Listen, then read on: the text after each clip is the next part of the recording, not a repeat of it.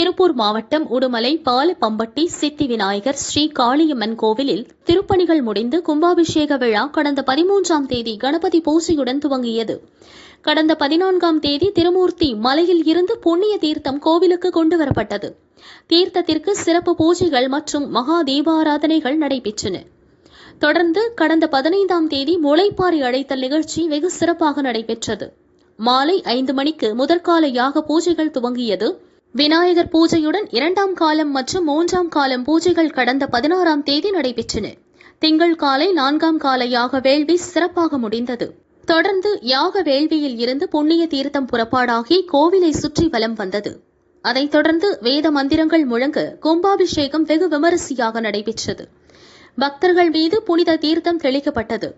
ஸ்ரீகூலம் பட்டி கல்யாணபுரி ஆதீனம் 57ஆம் குருமகா சன்னிதானம் ஜெகத்குரு ஸ்ரீமத் ராஜ சரவண மாணிக்க வாசக குரு சுவாமிகள் அருளுரை வழங்கினார்.